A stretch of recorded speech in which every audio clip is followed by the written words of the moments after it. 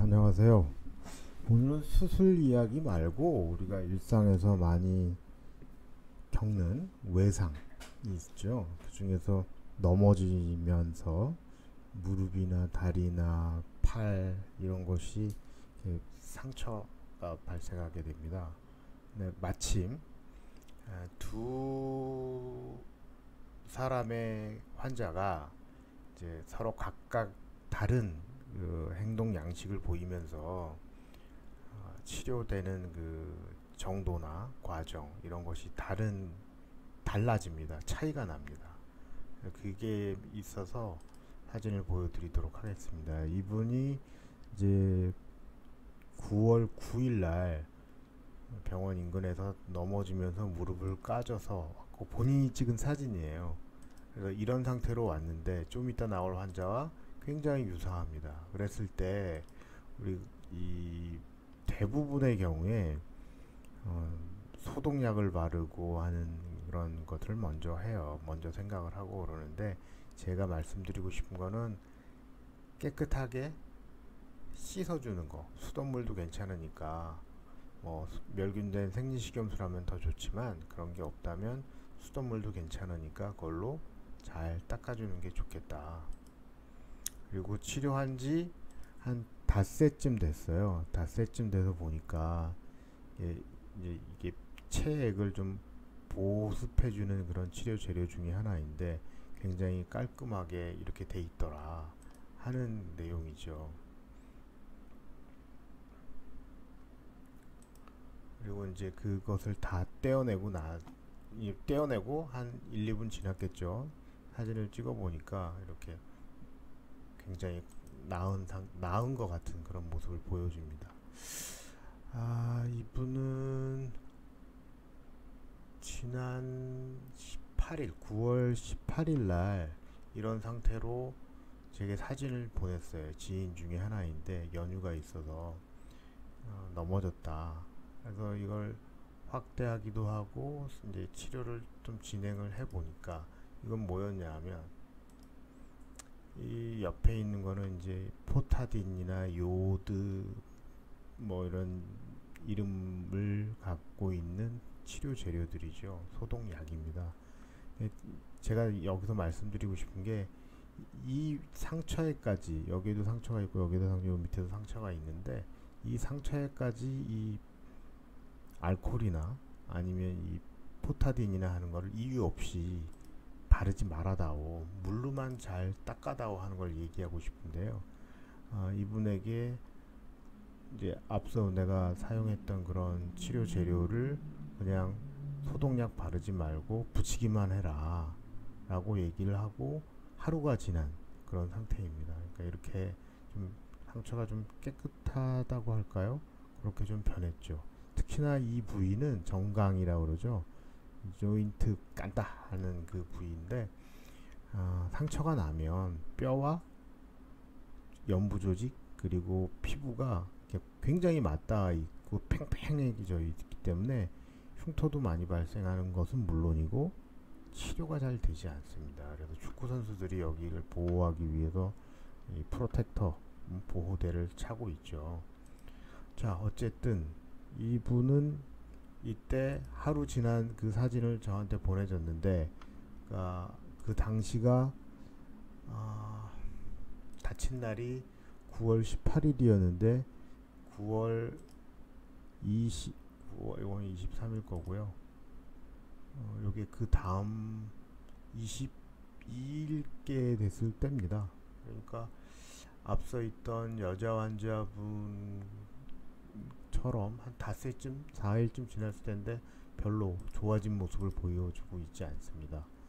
그리고 나서 이제 23일 날 병원에 와서 그러니까 2번 정도 자가로 치료를 한 거죠. 한 상태에서 왔는데 이런 상태로 왔길래 이제 제가 치료를 해주고 있는 장면입니다. 그리고 이때 치료 재료들을 여러 가지를 사용할 수 있는데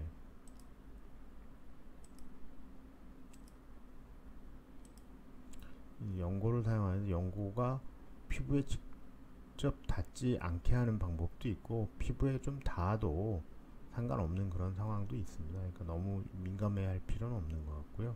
면봉을 이용해서 하기도 하는데 가정에서는 큰 문제는 안 될 것 같습니다.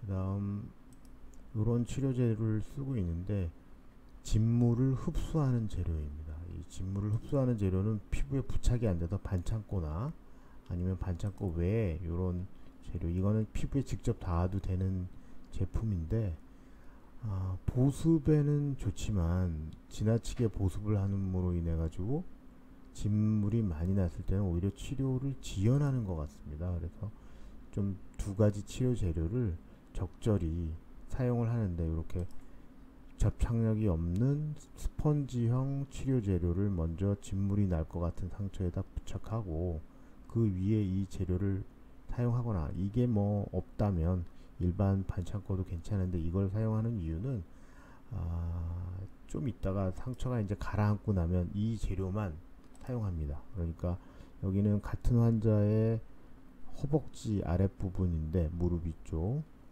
이 재료만 사용합니다. 그리고 여기 약간의 연고가 묻어 있는데 이 재료를 사용할 때는 연고를 사용하지 않는 것으로 되어 있지만 좀 넉넉한 면적을 갖도록 잘라서 사용한다면 그렇게 하든 저렇게 하든 문제가 없고, 오히려 적절한 연고를 발라줌으로 인해 가지고 상처 회복, 뭐 흉터를 완전히 없애지는 않더라도 상처 회복에 도움을 줄 수 있습니다. 그래서 이렇게 많은 차이가 납니다. 그러니까 이분은 9월 18일 날 다쳐가지고 지금 현재 많이 좋아졌을 텐데 적어도 한 2, 3일을 좀 잘못된 그 치료 방식을 선택함으로 인해 가지고 좀 더 고생했을 가능성이 있는 거죠. 이렇게 이제 작은 상처들은 별 신경 쓸 게 없지만 큰 상처에는 이제 이 흡수성 치료 재료를 부착하고요. 이 치료 재료는 하이드로콜로이드라고 하는 재질입니다. 그래서 어느 정도 보습을 해줄 수 있는 재질인데 너무 진물이 많이 나올 때는 이 재료는 별로, 이 바깥에 있는 이 재료 하이드로콜로이드라고 하는 재질은 별로 권장하고 싶지는 않습니다. 그래서 이렇게 보시면 진물이 많이 나는 자리에는 흡수성 치료 재료를 먼저 부착하고 그 위에 일반 반창고를 붙여도 되는데 불편하니까 좀 더 좋은 이런 재료를 이용한다면 생각보다 빨리 상처가 좋아질 수 있다. 뭐 흉터를 완전히 없애는 방법은 아니지만 상처를 빨리 좋아지게 하고, 이렇게 좋아지고 난 다음에 예를 들어서 이 정도로 된 상황이 되면 그때부터 뭐 상처에 좋다는 또는 흉터에 좋다는 치료용 연고들을 사용하셔도 무방한데, 상처, 흉터 이렇게 이런 것에 좋다는 치료 재료를 너무 과신하지 말고 적절한 재료들을 적절하게 이용해야 좀 더 상처 회복이 빨라진다 하는 이야기를 드리고요. 요즘 뭐 자전거들이 많이 나왔고 또 시내 뭐 거의 무상으로 제공하는 공유 자전거 같은 것도 있고, 개인들이 자전거나 뭐 또 다른 탈 것들을 가지고서 이제 타고 다니다 보면 다발성으로 다치게 되는데 그때 이런 것들을 활용한다면 좋지 않을까. 그래서 마침 또 비슷한 시기에 조금 차이가 나는 치료 과정을 가진 환자가 있어서 소개해 드립니다. 감사합니다.